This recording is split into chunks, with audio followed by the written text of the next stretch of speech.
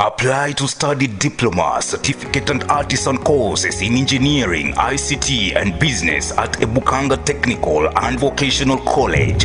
Ebukanga TVC wishes to inform you that the 2022 intake is in progress. The minimum entry for artisan courses is KCSE D- and below. Craft certificate is D plain and D+, and diploma courses is C- and above. Being a technical college under the national government, trainees benefits from the national government capitation of 30,000 shillings per year. Help is available through the Dean's Office for upkeep and clearance of college fees. The institution is well equipped to offer courses ranging from ICT, business to engineering courses at certificate and diploma level. Ebukanga TVC is committed to producing quality trainees with exceptional innovation and skills for the formal and informal sector.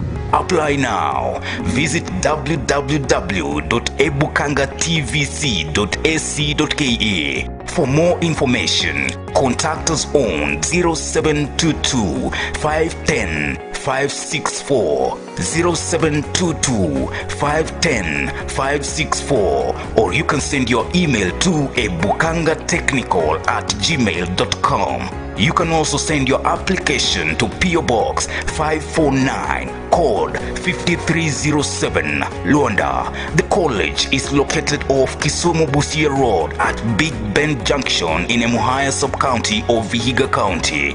Ebukanga Technical and Vocational College, producing quality trainees with exceptional innovation and skills for both formal and informal sectors.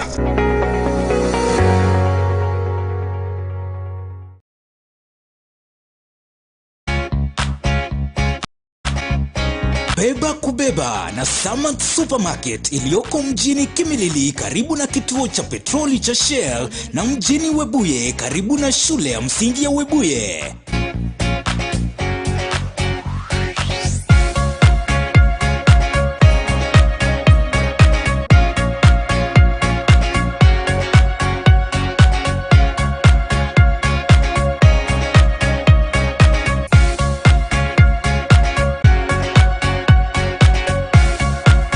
Bidhaa zetu ni za bei nafuu zikiwemo mafuta ya kupikia, unga wa chapati na sima, vitabu vya shule, viatu, bedding, electronics, carpets, miongoni mwa bidhaa zinginezo. Usiseme shopping, sema beba kubeba na Samat Supermarket. Beba kubeba na Samat Supermarket, your convenient supermarket for all the time shopping for your household needs.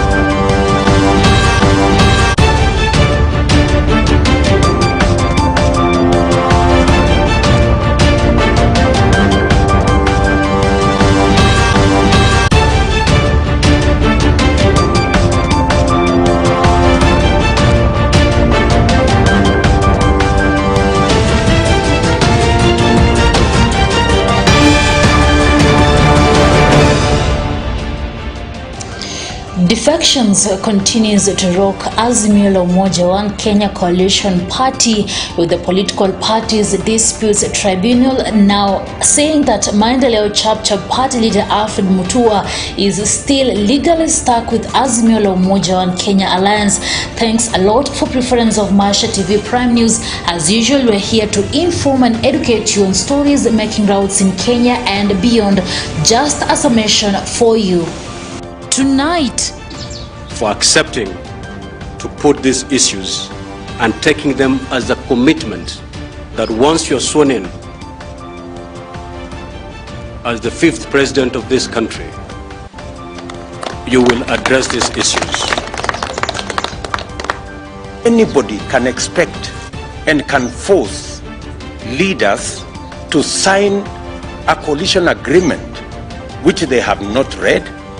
Amason Kingi-led Pamoja Alliance Party officially joins Ruto-led Kenya Kwanza coalition following in the nyayo of Alfred Mutua's Maendeleo Chap.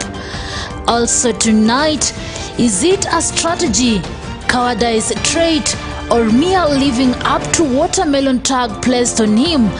Of that conversation, I stress conversation, not an interview. Political pundits and Kenyans have a lot to talk about as Wiper leader Kalonzo Musyoka changes his mind and attends Raila's eminent persons panel for running mate position in Azimio la Umoja One Kenya coalition after vowing never to attend the interview. Plus, the RPL provides for recognition of knowledge, skills and competencies, regardless of where and how they were acquired. It is a progression map to facilitate the transition of skilled workers. Azimio One Kenya Alliance presidential candidate Raila Odinga has made public his economic blueprint that he believes will transform the nation should he ascend to power.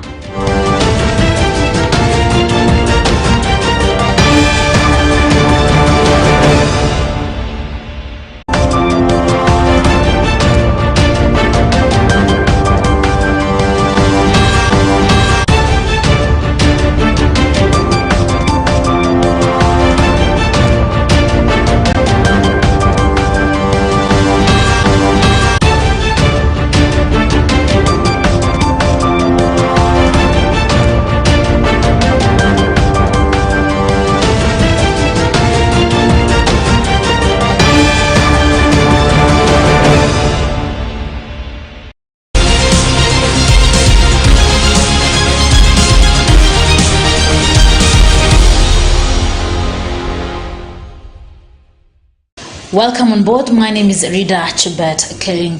Kilifi Governor Amason Kingi has officially ditched the Azimio la Umoja One Kenya coalition for the Deputy President William Ruto-led Kenya Kwanza Alliance. Kingi made the announcement on Tuesday, terming the move as one driven by Kenyans' needs and not individual interest of top politicians. Bushebe Jr. is on that story. Kilifi Governor Amason Kingi's Pamoja African Alliance PAA party has officially ditched the Azimio la Umoja One Kenya coalition for the Deputy President William Ruto-led Kenya Kwanza Alliance. Kingi made the announcement on Tuesday in a televised press conference, terming the move as one driven by Kenyans' needs and not individual interests of top politicians. On the 8th of May 2022, Pamoja African Alliance signed a coalition agreement with Kenya Kwanza Alliance. This was after a series of consultative meetings with Pamoja African Alliance stakeholders that ended with PA's NEC passing an official resolution to join Kenya Kwanza Alliance. Kingi said he had walked out of the Raila Odinga-led Azimio outfit due to a myriad of issues among the mysterious deals within the camp. The legal process for PA to be legally in Azimio could not be completed, as it was frustrated by the flat refusal of Azimio to make available a copy of the Azimio agreement, which would have enabled PA to table the same before our NEC for ratification as demanded by the party constitution. Reason number 2, the dealings in Azimio are shrouded in disturbing deep secrecy and mistrust. Consultations and decisions are made by a few and forced down the throats of the majority of the constituent parties. Number 3, due to the above 2 reasons, it became difficult for power to pursue its 3-item agenda for and on behalf of our people within the Azimio configuration. Apart from the usual rhetorics during political gatherings, there is absolutely nothing to show in terms of commitment for the coastal people in the Azimio configuration. While terming the new deal as a win for the people in the coastal region, Kingi noted that it would ensure representation of coastal people in high-profile public service if the team ascends to power in the upcoming August general election. Na safari ya kupata haki yetu imeanza.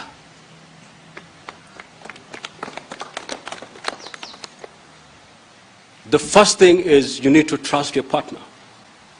If you're not willing to commit in writing, then you don't mean well for us. You don't mean well to us. Facing the coastal person. Why is it so difficult to commit it in writing? But they can't. Why? Because they know they won't do it. That will not be tolerated by our people. And this time around, our people have said, look here, we are not going to accept nothing short of a written commitment. And thank you, Deputy President. Thank you with your Kenya Kwanza Alliance team for accepting to put these issues and taking them as a commitment that once you're sworn in as the 5th president of this country, you will address these issues. Not everybody who calls upon the Lord's name will go to heaven. Not everybody who calls himself the 5th becomes the 5th. He further vowed to address marginalization of the coast region, land injustices, as well as tapping the blue economy to benefit the locals. Mambo matatu. La kwanza ni ardhi, umiliki wa ardhi. La pili ni ushirikishaji katika serikali ambao utakao kuiunda. Ya tatu ni uchumi wa pwani. Na sisi pa ni National Party, ni chama cha wapi? Cha Kenya nzima. Lakini kila kitu sikina mwanzo wake. Kwa hivyo mwanzo wa pani wapi? Ni pwani. Na sisi pa letu ni la makuti. Lakini tukija Kenya Kwanza, mtatutengezea mabamba na bloki. Kwa hivyo mvua hata upepo hazitatupata. Lakini ujue sisi majauri na lile pa letu tulikataa kulala sitting room. Kwa sababu si yetu. On his part, Deputy President William Ruto welcomed the PAA to his conmanship-free fold, saying that all constituents, parties within his alliance were treated with respect and openness. It is shocking that in the 21st century, anybody can expect and can force leaders to sign a coalition agreement which they have not read, which they have not internalized, and which they have no copy. That is the height of deceit. This country has sunk to new levels of deceit and conmanship.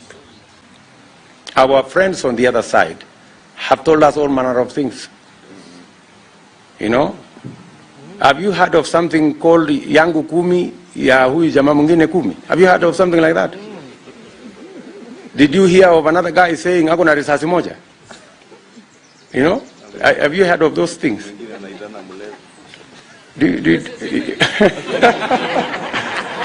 So, I mean, that's the thing we want to get rid of. We want every leader to be held to their word. Many people mistook Jubilee for a honest political formation. But surely, even if it were you, After you have been told, you have been blindfolded and told to sign an agreement at night, an agreement you have not read, and an agreement that you don't have a copy, would you continue to be in that formation, even if it were you? According to the agreement, if Deputy President William Ruto is elected on August 9th, his government will ensure that all operational changes made in the recent past that affect the coastal people are reversed. And for avoidance of doubt, the agreement provides, amongst other things, that upon winning the presidential election scheduled for the 9th of August 2022, Kenya Kwanza Alliance administration shall ensure the following within the 2022-2027 development cycle. Number 1, reverse all operational changes that have been carried out in the recent past, whose effect has been to relocate some of the core activities of the Kenya's main seaport from Mombasa to inland depots in Nairobi and Naivasha. To this end, the necessary administrative and legislative measures shall be undertaken within a year, effective 9th August 2022. The PAA Kenya Kwanza agreement states that the legislative measure to reform the relocations will be undertaken within a year, effective August 9th, 2022. The Kenya Kwanza administration agreed to put in place necessary reforms to ensure that Lamu Port brings measurable employment and other economic benefits to the coastal residents. Kuna mtu atatuambia ama? Further, Deputy President William Ruto's government will be required to establish a benefit sharing arrangement between the national and local governments with respect to mining and other natural resources. As you're aware, the port operations have all been moved inland, and that has caused immeasurable sufferings to the people of the coast region. Hence the need to reverse that. Na ombi letu ni kwamba yale yote ambayo yamefanya tuchukue virago tuje hapa, tusiyapate mambo haya katika upande huu. Na uzuri ni kwamba tumepata hakikisho sahihi. The alliance promised to review the Coast Guard Act and enhance the protection of local communities, fishing and other activities. The third agenda was that Ruto's administration would revive the cashew nut and coconut industries in the coastal region through the provision of funds to the farmers. Kingi's defection comes on the heels of Maendeleo Chapchap party leader Alfred Mutua's move to Kenya Kwanza amid claims the party had been kept in the dark about internal affairs and had yet to access or understand the coalition agreement in the Azimio One Kenya coalition. Addressing the press at a Nairobi hotel on Monday, the Machakos governor said he sealed the deal on Sunday night with William Ruto, adding that he has copies of the agreement unlike in Azimio. I have the copy of the document that I signed. Hakunificha na nilipatia copy yangu mwenyewe. For Maisha Prime, Maisha Television, Ambusha Bijunia.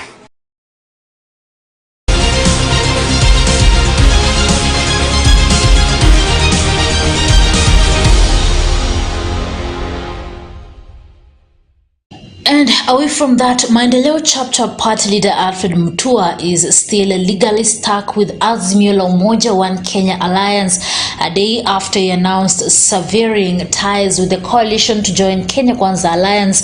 On Tuesday, the political party's disputes tribunal threw out his application seeking to withdraw from the Raila Odinga-led coalition, saying has not exhausted the internal disputes resolution mechanism. The MCC party moved to the tribunal on Monday, stating that they were not aware of the contents of the coalition agreement with Azimio la Umoja.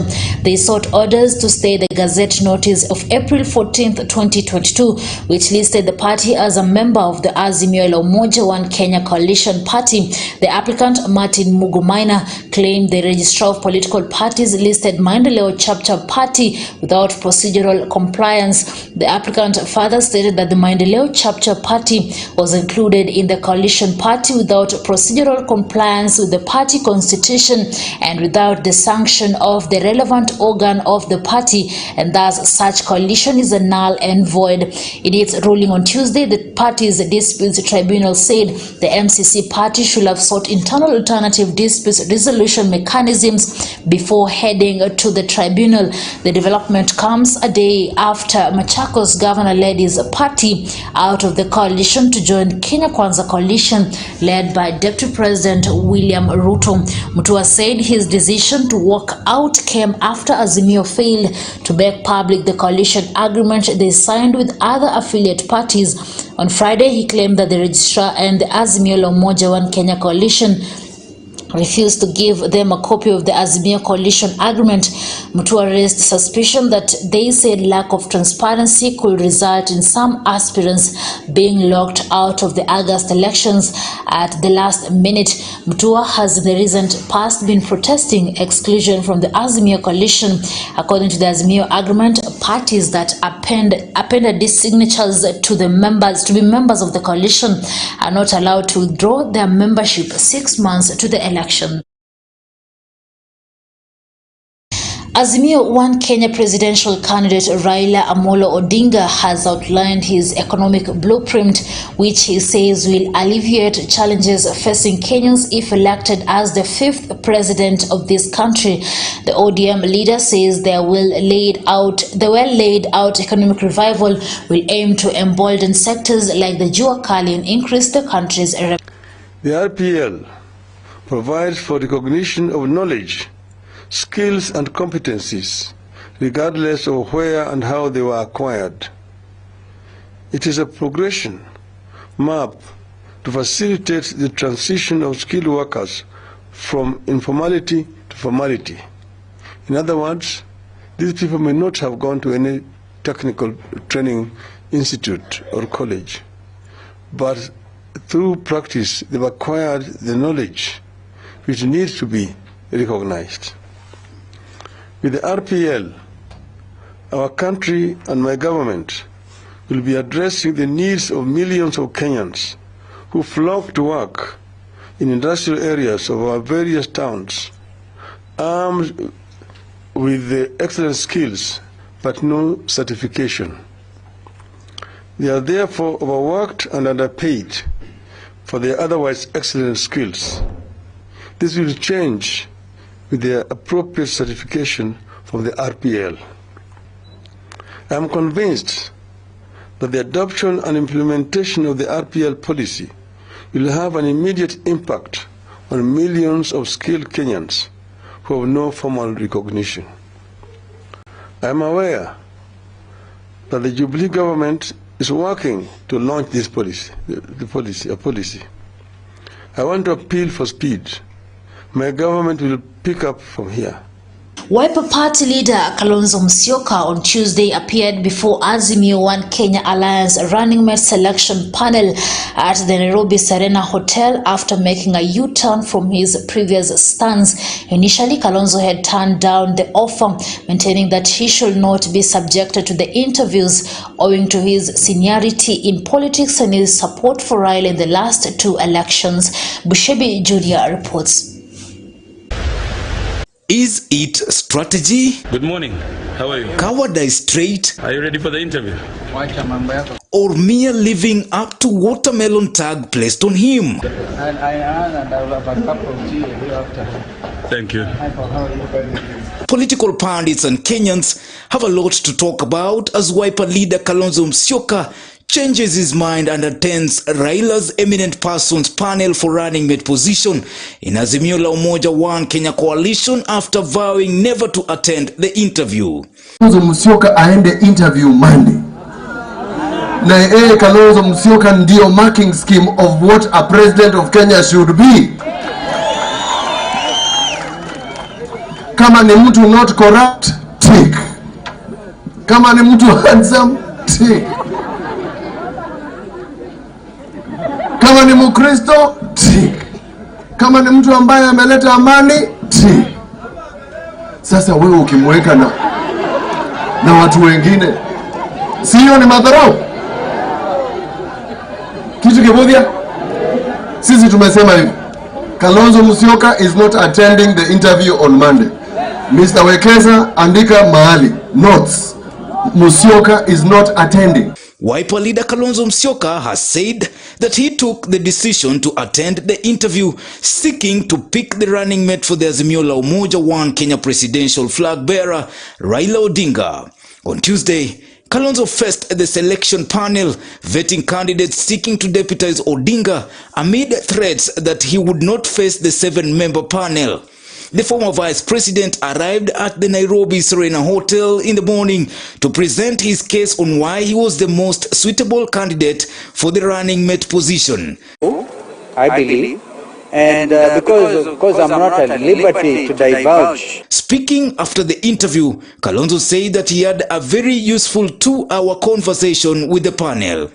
The contents of that conversation, I stress conversation, not an interview. I know that you may want to ask a question. You had said you are not coming. And I want to tell you that the decision to come was my decision because I realized we didn't want to give anybody an excuse whatsoever to say, aligomea kuja. So I'm here and I can tell you it has been a wonderful conversation. Wazee kama Bishop Jenga, Archbishop Zacharias Okoth, I looked at that in my own mind and I said, why would I not want to go and greet Archbishop Okoth at his age? Therefore, I had to take that decision, and I want to ask that all my supporters who had given me their interview, even the conclusions of those interviews, were carried forward. Kalonzo had earlier insisted that Azimio la Umoja must name him the running mate. He termed the exercise as demeaning, saying that he had enough experience, having served as vice president and Raila Odinga's running mate in 2 election cycles, and will therefore not subject himself to any vetting set up by the coalition. I would be the most stupid fellow on the earth to go and support the 3rd time a presidential candidate, all right, without a measure of reciprocity. The selection panel had shortlisted several candidates including Sabina Chege, Martha Karua, Charity Ngilu, Peter Kenneth and Mombasa Governor Hassan Joho. Have you been harassed? No. No, it was quite a good experience, just having a conversation. And the panel just wanted to know much about myself and what I bring on the table. But I would say it was really not an interview but a conversation. The committee started conducting the interviews from 4th May to 10th May in 2022 and will thereafter announce the chosen one. Presidential aspirants have until 16th May to submit the names of the running mates to Independent Electoral and Boundaries Commission IEBC for verification. For Maisha Prime, Maisha Television, I'm Bushabi Jr.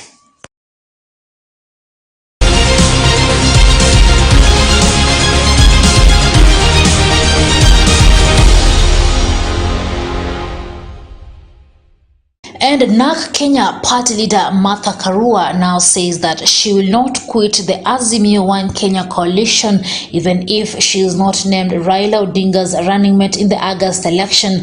Speaking during a meeting with grassroots leaders from Nyeri on Tuesday, Karua said that she firmly believes in Odinga's presidency. Karua spoke a day after facing the panel of eminent persons seeking Odinga's running mate. She is among 11 candidates nominated for interviews, among them Wiper party leader Kalonzo Musyoka, who appeared on Tuesday.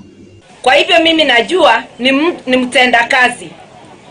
Muliona hata nyinyi na muna uhakika mabarabara ikabadilika. Yes. Na bado inaendelea kubadilika kwa zile plan yeye mwenyewe alivyopanga. Kwa hivyo mimi kwenda Azimio si kubahatisha. Nilienda sababu naelewa kiongozi wa Azimio. Naelewa ni mtenda kazi, naelewa roho yake inalilia Mkenya na haki za Mkenya. Na najua ya kwamba hata wakati yeye mwenyewe anasikia amekosewa, dakika ya mwisho ile inampanya aamue ni kuangalia maslahi ya Wakenya. Mnakumbuka wakati tukikubaliana, if it is not me, I'll support Martha. Na akasema if it's not me I'll support kitu hii. Wakati tumeona kwamba the dynamics were changing, tukasema can we find a common candidate who comes closest to what we stand for? Unasikia? Yes. Hatukusema nani atanilisha, nani atanipatia pesa nyingi, nani atadanganya kwa sauti nzuri. Tulisema ni wapi tunaweza kuongeza nguvu na mwelekeo. We don't just support a person because they finished product, because it gives us a space to build the national agenda. Tukasema kwa hao wawili, mmoja wao anaweza kutusikiliza, mmoja wao tunaweza kuwa na group ya kutosha kusaidia kubuni serikali itaendeleza sera za Mwai Kibaki. Martha Karua is not picked as a deputy president. Mimi nisiitwe Azimio, niitwe Kabado wana Kikenya. Hapana, hiyo ndio nasema.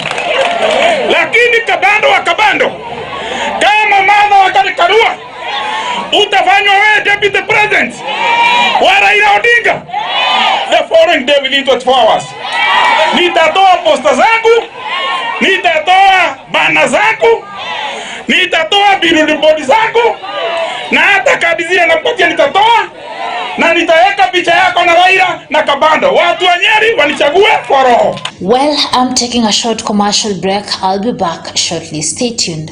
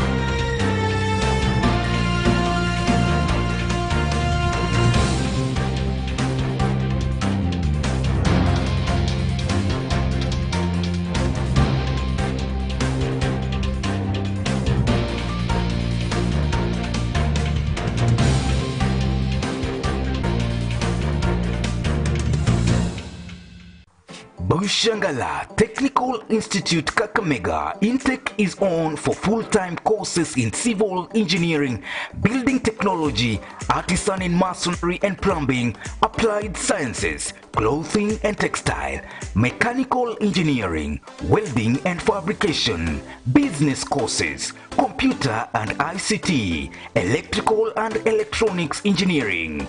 We also have provision for persons with disability. Send your application to the principal, Bushangala TTI Kakamega. Call us on 0721 280180 or 0726 800561. Send an SMS quickly with your name, type of course, KCSE or KCPE main grade, postal or email address, desired intake, phone number and your ID to 0721 280180 or 0726 800561. Write to the principal, PO Box 2227 5100 Kakamega. Visit us online on www.bushangalatechnical.ac.ke. Exams are carried out by the Kenya National Examination Council. Bushangala Technical Institute Kakamega, Center of Excellence. Apply to study diploma, certificate and artisan courses in engineering, ICT and business at Ebukanga Technical and Vocational College. Ebukanga TVC wishes to inform you that the 2022 intake is in progress. The minimum entry for artisan courses is KCSE D- and below. Craft certificate is D plain and D+, and diploma courses is C- and above. Being a technical college under the national government, trainees benefits from the national government capitation of 30,000 shillings per year.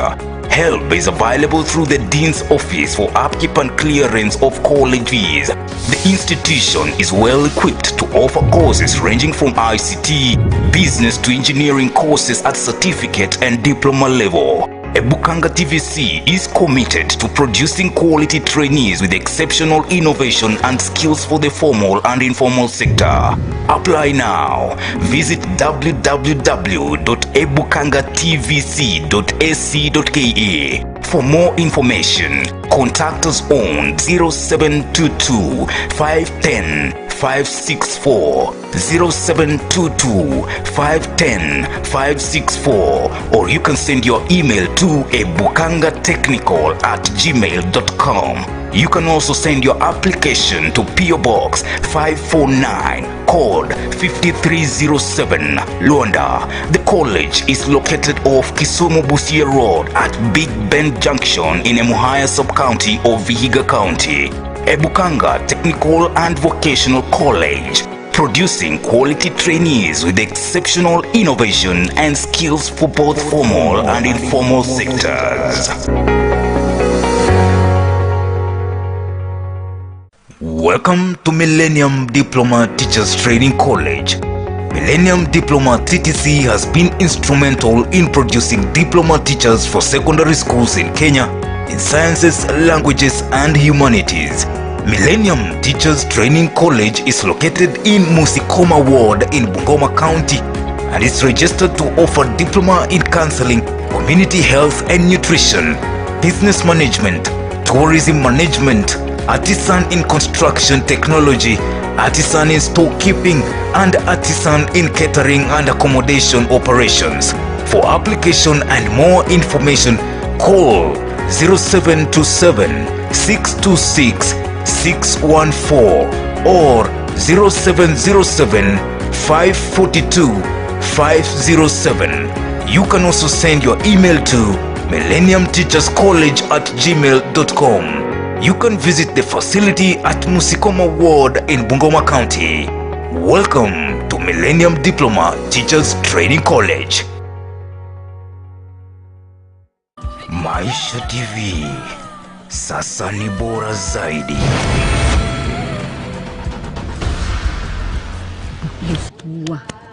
Kama sio kimwili, kiroho. Yaani ninahisi kabisa hata mimi na wewe tutapokuwa pamoja.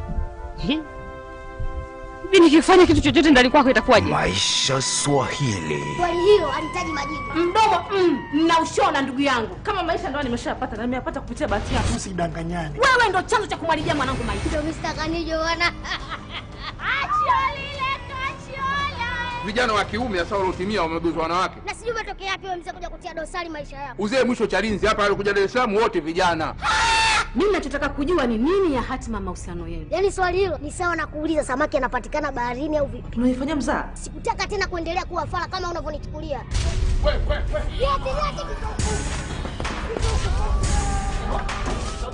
Tazama, furahia katika Maisha TV.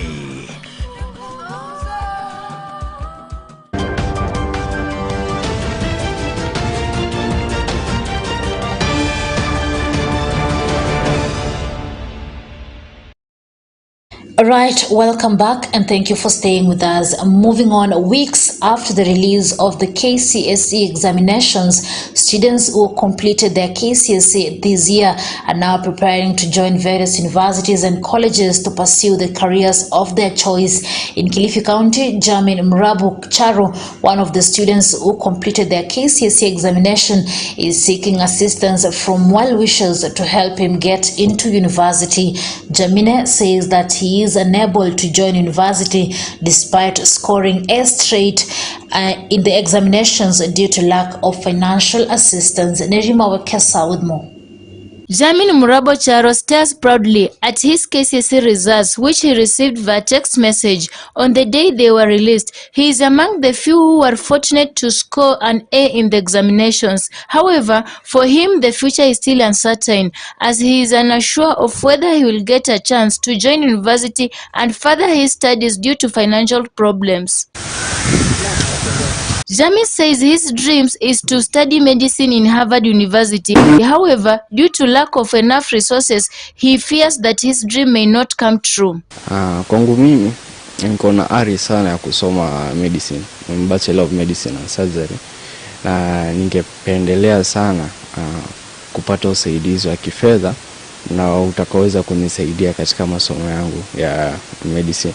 Mpo mwisho nitahitimu kwa daktari na kusaidia jamii. It is a matter that has devastated his mother, Juliet Mulongo, a single mother of 3. She is, however, worried over the fact that her son, who she says has always been a bright student since primary school, may not be able to achieve his dreams due to her inability to sponsor his education. Amenionyesha mfano mzuri, manake amefanya bidii sana katika masomo yake mpaka alipomaliza akaweza kupata 401 marks na akaenda zake Maranda, na huko akasoma vizuri kuanzia form 1 mpaka form 4, na pia tukapata msaada wa bursaries, lakini walisaidika kwa muda kuanzia form 1 mpaka form 3. Hapo fika form 4 hakupata wa msaada, ilibidi nitoe fedha zangu. They are now calling on well-wishers to sponsor Jamie's education as he is their only hope in their family. Sasa nilikuwa na ari pia kuweza kufikia mahali ambapo pia naweza sema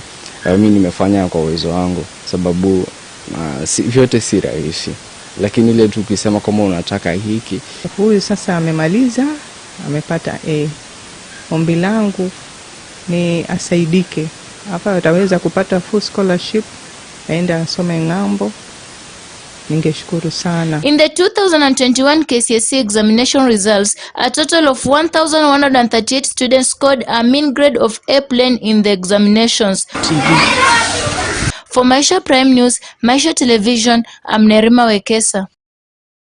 And Deputy President William Ruto on Tuesday led the Kenya Kwanza campaigns in Tala, Machakos County. Among the leaders from the region who accompanied the DP of Machakos Governor Alfred Mutua, who is also the party leader of Maendeleo Chap Chap. Millicent Makoha with more.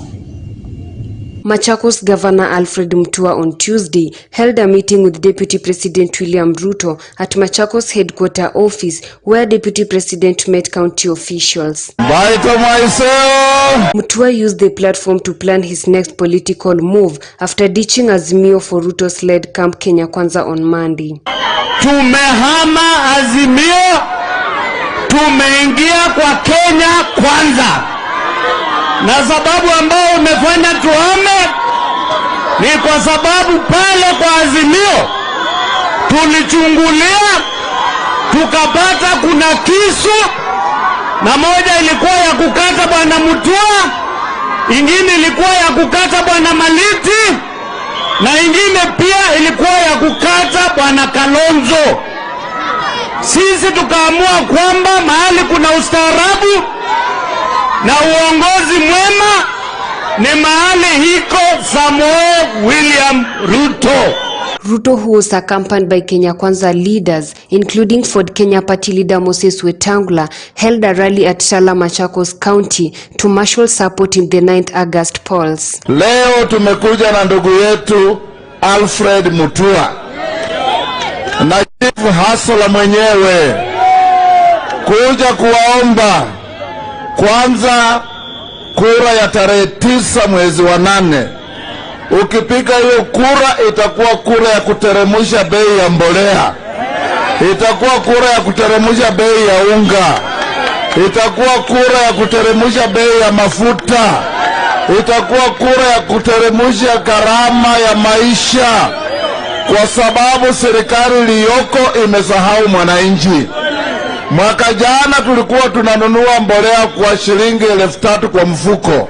Sasa imegonga 6,500. Kwa hivyo kuanzia sasa kuenda mbele mtaona bwana Maliti anapiga siasa ya Kenya Kwanza.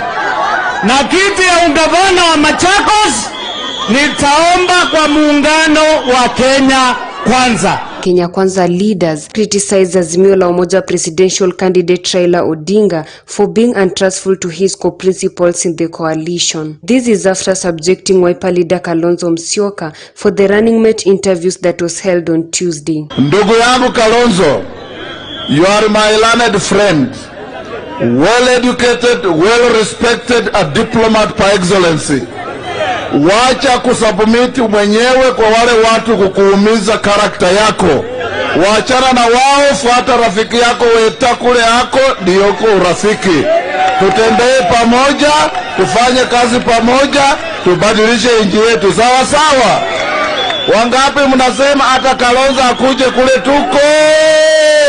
The Kenya Kwanza team promised the Kamba community transparency and inclusivity in their government. Kwa hivyo tarehe 9, mama, kijana, mzee, kila mtu amuka mapema, mupige kura. Ikifika saa 2 saa 3, Raila miguu juu anaenda nyumbani. Na akienda nyumbani, tunataka Wakenya hapa Tala na kila mahali mumwambie Rais Uhuru Kenyatta aige mfano wa mzee Kibaki hayati. Mzee Kibaki alipomaliza tamu yake hakushughulika na kuembosi mtu yeyote kwa Wakenya. Alisema Wakenya wachague yule wanataka, na Wakenya wakachagua. Sasa Uhuru anataka kuleta mambo ya kombokombo ili alete mzee wa kitendawili abandike kwa Wakenya. Mtakubali? For Maisha Prime News, Maisha Television, I'm Millicent Makoha. National Assembly Speaker Justin Muturi on Tuesday ruled that the documents tabled by Wajir Member of Parliament Fatuma Gedi on land grabbing allegations against DP Ruto are inadmissible. He said the lawmaker did not follow the laid down rules for submission of documents, further calling out the woman representative for attempting to discuss Ruto's conduct through backdoor. Muturi directed the clerk of the National Assembly, Michael Sialai, to draw the documents and return the same to Gedi at the earliest time possible. He said the sequence of events is that any member with such claims tables the documents and have the Speaker confirm the admissibility.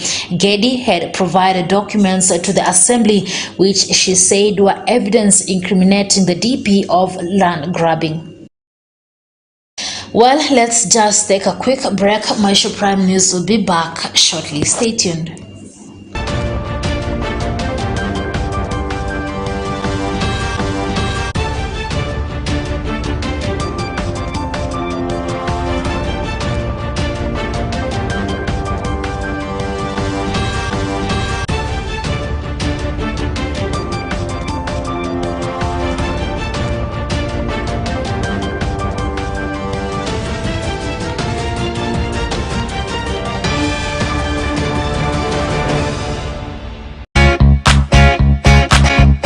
Beba kubeba na Samad Supermarket iliyoko mjini Kimilili karibu na kituo cha petroli cha Shell na mjini Webuye karibu na shule ya msingi ya Webuye.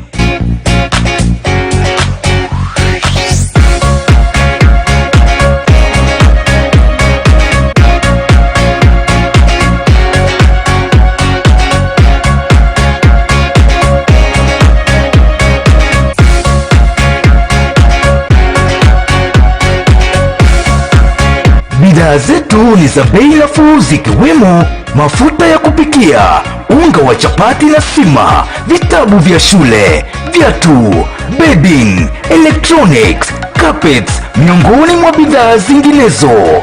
Usiseme shopping, sema beba kubeba na Samad Supermarket. Beba kubeba na Samad Supermarket, your convenient supermarket for all the time shopping for your household needs.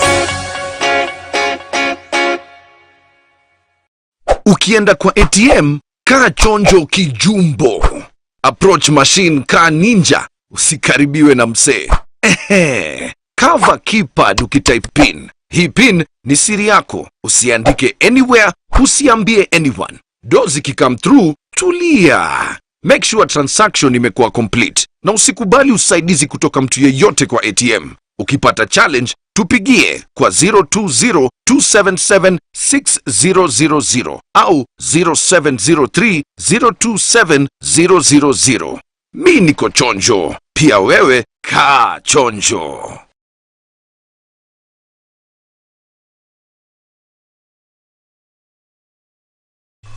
Welcome to Amazon Gardens. We are located in Mumias in Kakamega County, along Bungoma Mumias Road. Book us today. Call 0711-592174 or 0759 012480. Our social media pages are Amazon Gardens Mumias.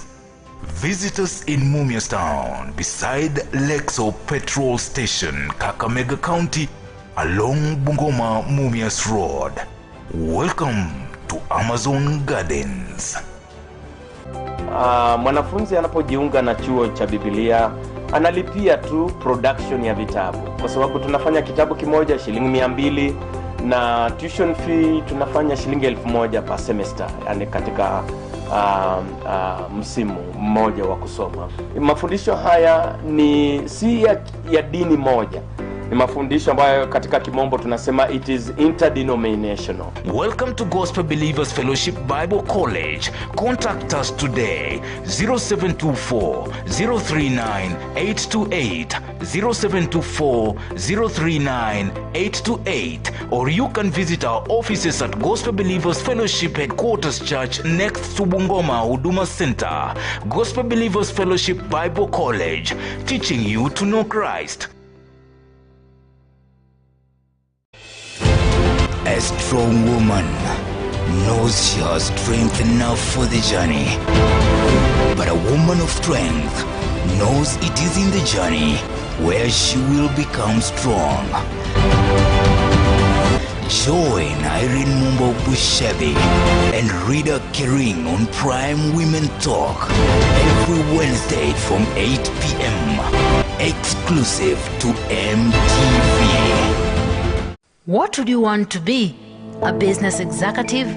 A building and civil engineer? A hospitality, fashion or tourism practitioner? A social worker?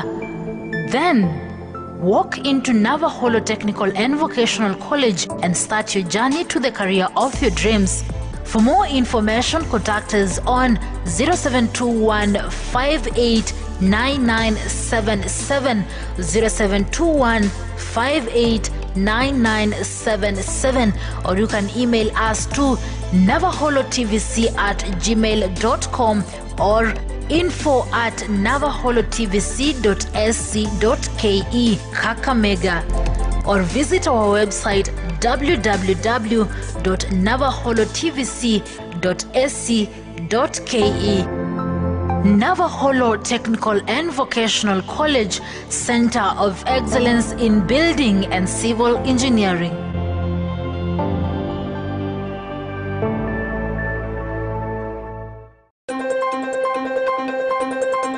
It is a season of seriousness, and only the serious presenters come onto your screen.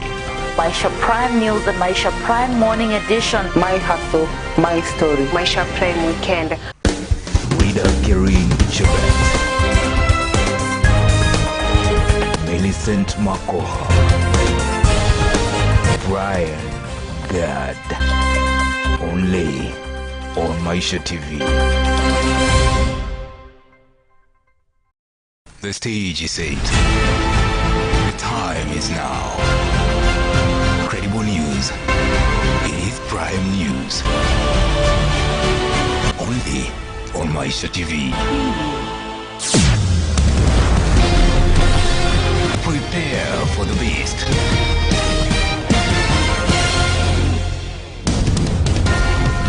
Informative, authoritative, unbiased. Welcome to Maisha News.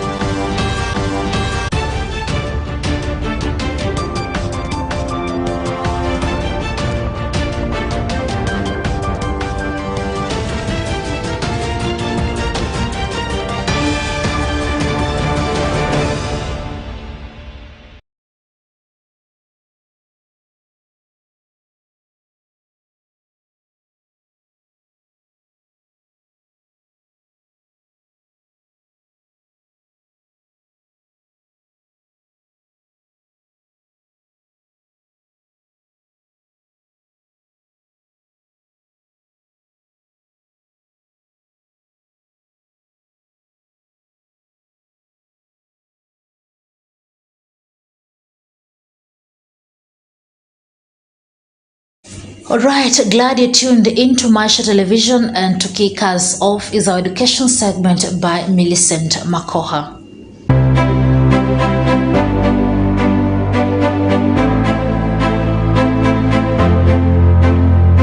As the Form 1 enrollment continues countrywide as it was directed by the Ministry of Education, the capacity expected in secondary school might differ from the Education Ministry Form 1 placement list following the Form 4 KCSE results.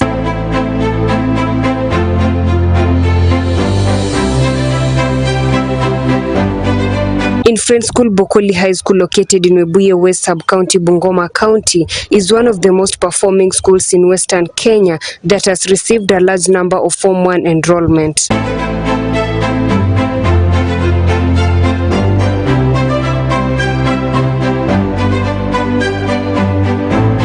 The school, under the able principal Mr. Namsende Msonye, recorded excellent performance in 2021 Kenya Certificate of Secondary Education, attaining a mean score of 5.9. Yeah, we also want to thank God that our Form 4s did KCSE, the 2021 performance.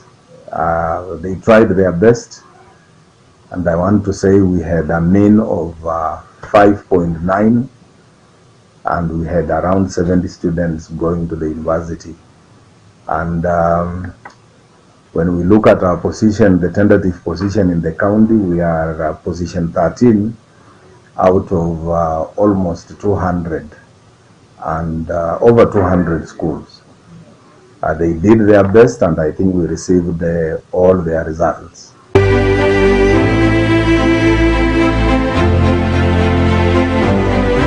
Mr. Msonye lauded the support he got from stakeholders. That is the major cause of good performance. I want to take this opportunity to thank the Kenya government for bringing about the 100% transition. And I want to believe we have received quite a number of Form 1s. Since we started, I think we had, the government had given us a capacity of 268, but at the moment, as per today, we have a population of 275.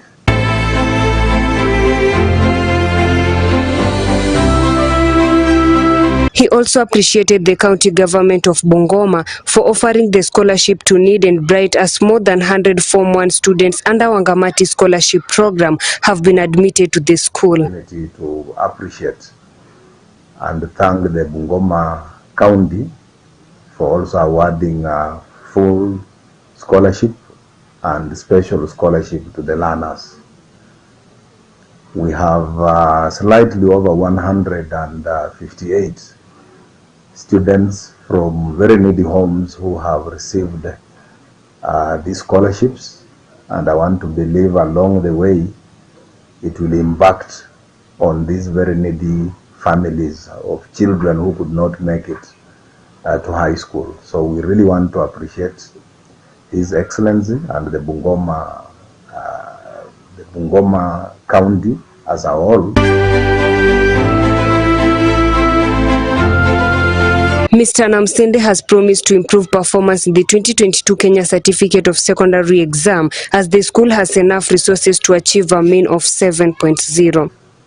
We intend, we are preparing the present group, and we intend at least to be able to move up and be able to get our target, which is at least a mean of 7. But we received all our results, none of our students.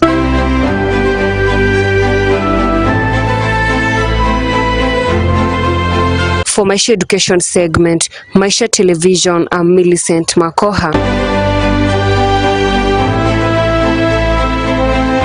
Thank you, Millicent. And now let's shift gears to our business feature, My Hustle, My Story, by our reporter, Brian Gad.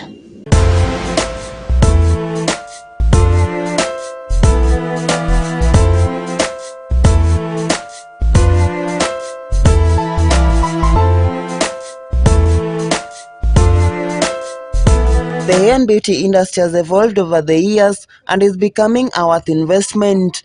An average Kenyan lady spends an estimate of 3,000 shillings per month for looks. On the higher side, one would spend up to 7,000 shillings per month. The industry has evolved over the years, becoming a financially bigger by the day.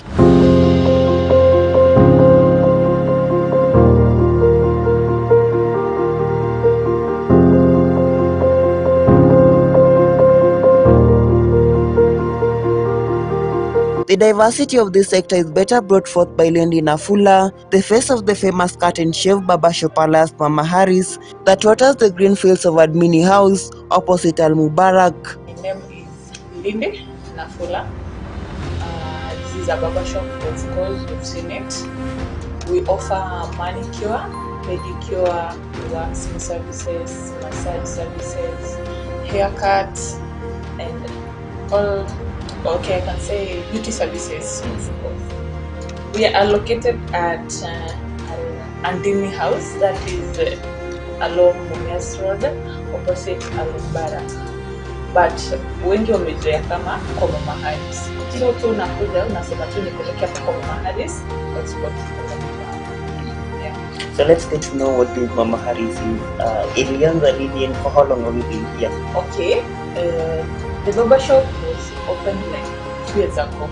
So to me that happened like now it's 2 years because to ile funguliwa 22 September. Yeah. So this is the second year. And you mentioned it's the second year. There are a couple of services that you offer and it looks like it's been here for 15 years. What's the secret? Okay, secret number one, you just know how to treat your clients. Because when you're a client, they are very tricky guys. Akikuja leo umhara sama umfanyia service yako poa, kesho utamuona.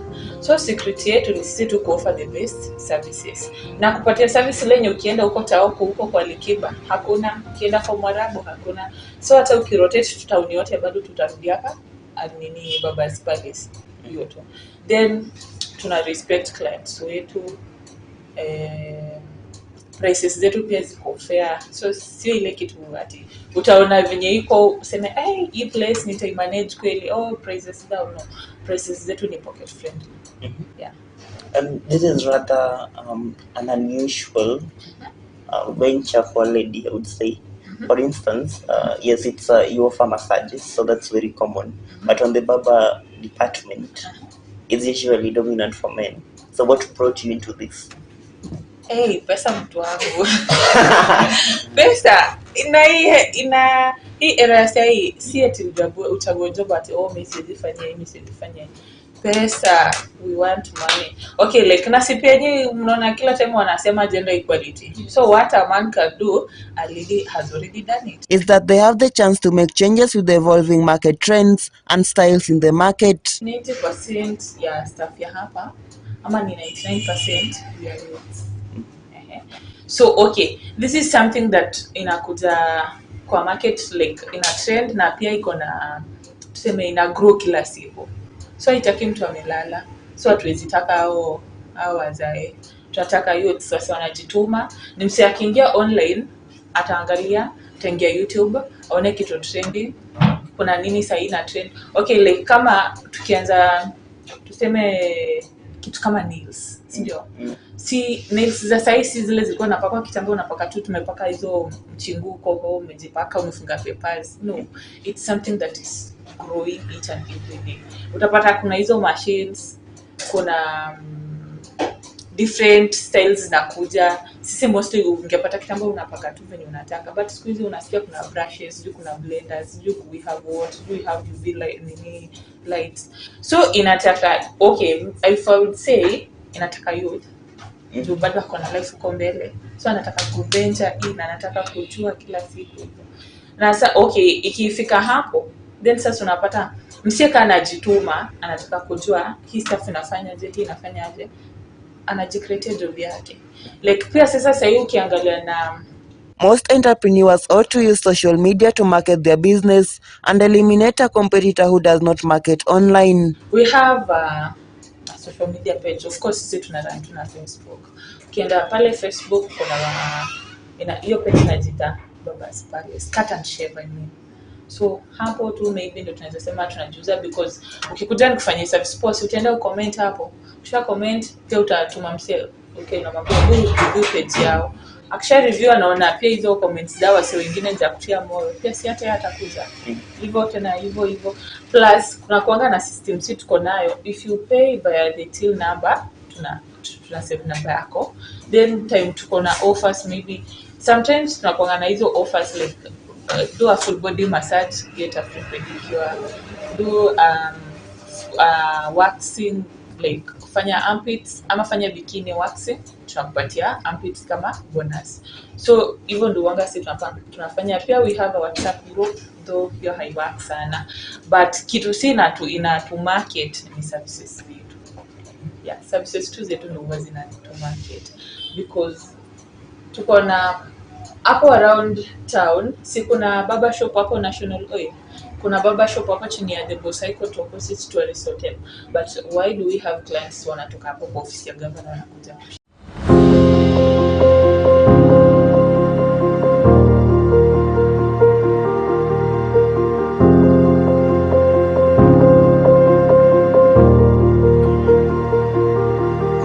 Despite offering job opportunities to specialized beauticians, curtain shavers avail skilled passioneers an opportune for nurture. Having an average customer turn-up, curtain shavers its peak days on weekends, sourcing a minimum of 5,000 shillings per day.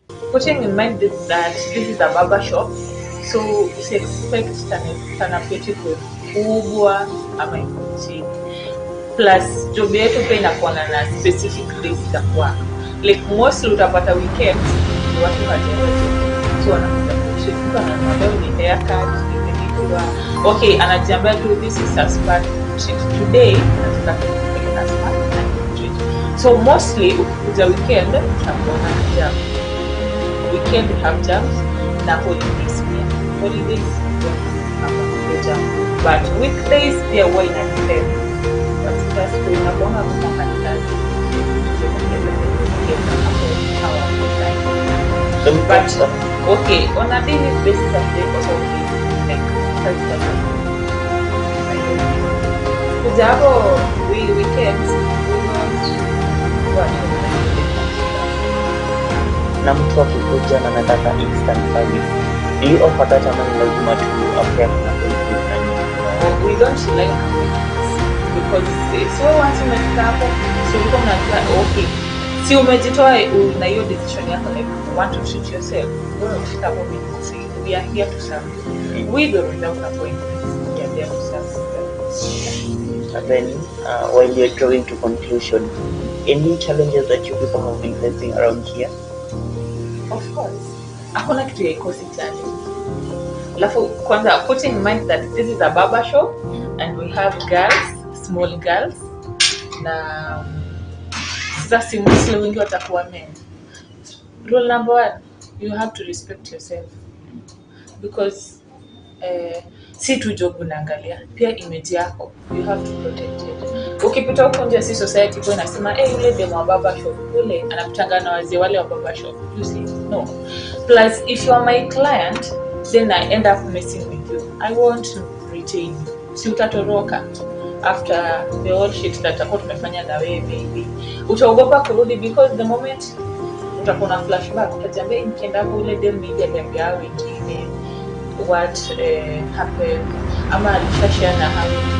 Okay, so plus we are human beings, so how we respect ourselves, and we are also wives here. Personally, I'm a wife, so I have to respect my spouse and I have to be loyal. So hakuna kitu cha but nategemea tu ni This industry has long been viced by sexual predators and patronizing men, equally featuring fears and insecurities among young females. Na okay, na sasa tena ukiweka hiyo at you know I'm married, you know how wazai wanakutoroka. Huyo hapana, huyo she's married, ako na ndoa, hawatakuja kwa services yako. So you have to play it safe. Now okay, so you play safe hapo kupata respect na baki. Anajua tu okay, it's better ajue she's married but she can offer this service. So hata akienda atajam for some time but atajua. Unajua yeye he has a family. haiza kadrop familia yake. To other young Kenyans, Linda tells them to get on their feet and believe in themselves. They shouldn't be lazy. Nothing is sweeter than earning on one's own sweat. Hakuna field ikosi challenge. Like hizi zote ukienda kwa doka kuna challenges zake. Ukienda kwa mwalimu, ukienda wanafanya club, wanafanya hotels, but what matters is your perception. Na kitu nataka kwa life yako, have goals, have targets. Na hii era sasa hivi unaona mademo wataki kuona tuka hiyo wa baba ready made, sio? But my dear girls, hakuna kitu tamu kama pesa umewakia wewe mwenyewe. Personally inafika end month ama hata kama ni hiyo jioni na umepewa hiyo 50 bob na you know very well hii nimesutia, like this is mine, hakuna share ya mtu hapo. Hakuna huyu mbaba atakupa pesa kesho, atakupatia atakupea leo kesho, alafu hii life predictable. That one person mwenye amekuwa na kusustain, si ndio? Only person niachana na kwa jana amekufa, utaishi ama utaishi? Brian Gad, My Hustle, My Story, Maisha Television.